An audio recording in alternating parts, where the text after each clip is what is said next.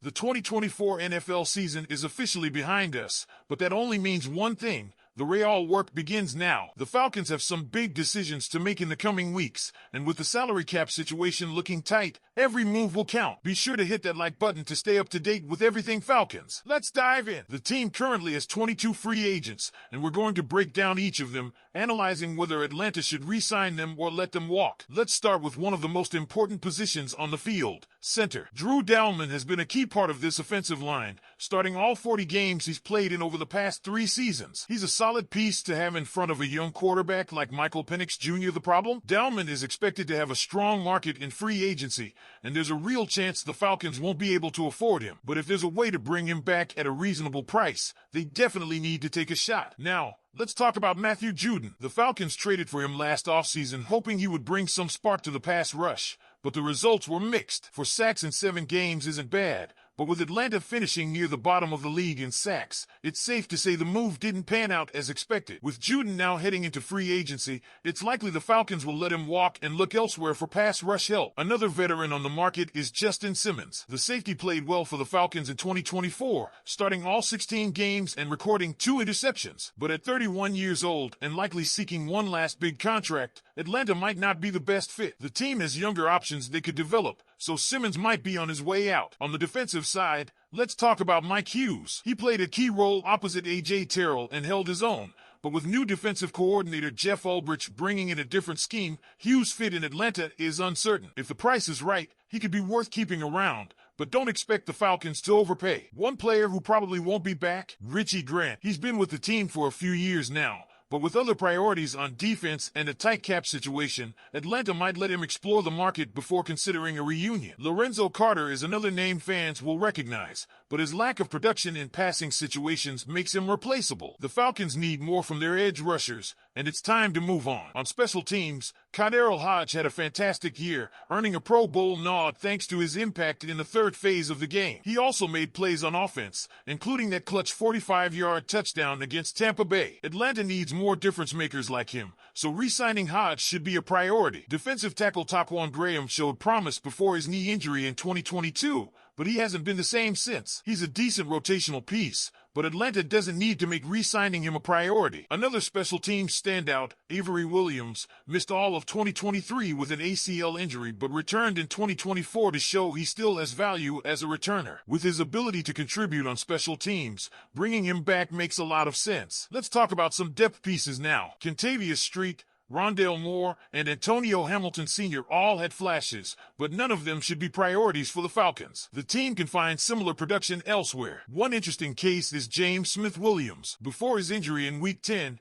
he led the team in tackles for loss and was a solid run defender. If he's healthy, he could be worth keeping around. On the offensive line, Storm Norton has been a reliable swing tackle and could be re-signed to maintain depth. However, guys like Elijah Wilkinson and Brandon Parker are likely gone. One big decision coming up is what to do at kicker. Riley Patterson had some rough moments in relief of Young-Ho Koo, missing key kicks that cost Atlanta games. There's no reason to believe he'll be back. Now, let's shift gears to the draft. The Athletics' Nick Baumgardner has the Falcons selecting Texas A&M edge rusher Shamar Stewart at number 15 in the first round. Stewart is a high-risk, high-reward player. He has all the physical tools you want in a pass rusher, but his college production wasn't great. He had just 4.5 sacks in 3 seasons, which raises concerns. But scouts believe he could blow up at the NFL Combine and boost his draft stock. The Falcons are desperate for pass rushing help, so taking a chance on Stewart could pay off. However, with limited draft picks this year, they need to be smart. The team can't afford to miss on a first-rounder. So, what do you think, Falcons fans? Should the team bring back guys like Dalman and Hodge? Is it time to move on from veterans like Simmons and Judon? And what about the draft? Do you think Stewart is the right pick at number 15? Or should the team go in a different direction? Let me know in the comments. Now let's talk about a recent mock draft in which Atlanta made a pick so bizarre it left fans shaking their heads. So let's break it down. We're officially in the heart of the 2025 offseason, and draft buzz is heating up. With the 15th overall pick, the Falcons have a lot of directions they can go. But if there's one thing everyone agrees on, analysts, insiders, fans, it's that this team needs to address defense first. The pass rush? Weak. The secondary? A work in progress. Linebackers? Inconsistent. You get the idea. But apparently, Ryan McChrystal over at Sharp Football Analysis didn't get the memo. In his latest mock draft, he has the Falcons selecting wide receiver Luther Burden III out of Missouri. Yes, You heard that right, a wide receiver. At pick 15, with all the defensive talent still on the board. Now, before we completely write this off as insanity, let's try to see where McChrystal is coming from. His argument is that Atlanta's offense, despite having spent major draft capital on weapons, has never really lived up to expectations. Adding another playmaker, especially one like Burden who could stretch the field and be a dynamic weapon for Michael Penix Jr., could, in theory, help the young quarterback develop. He also points out that Burden might be a better fit than other receivers like Teteroa McMillan, whose skill set might be too similar to Drake London's. There's even a case to be made for Ohio State's Emeka Egbuka as an option. But here's the issue, this is not a team that's one elite receiver away from contending. This is a team that desperately needs defensive reinforcements. The numbers don't lie. Last season, Atlanta's defense was near the bottom of the league in multiple categories. Let's take a look at some of the stats McChrystal himself highlighted before making this pick. The Falcons forced opponents into 3rd and long, 7+ yards, on just 19.5% of defensive snaps, ranking 27th in the NFL.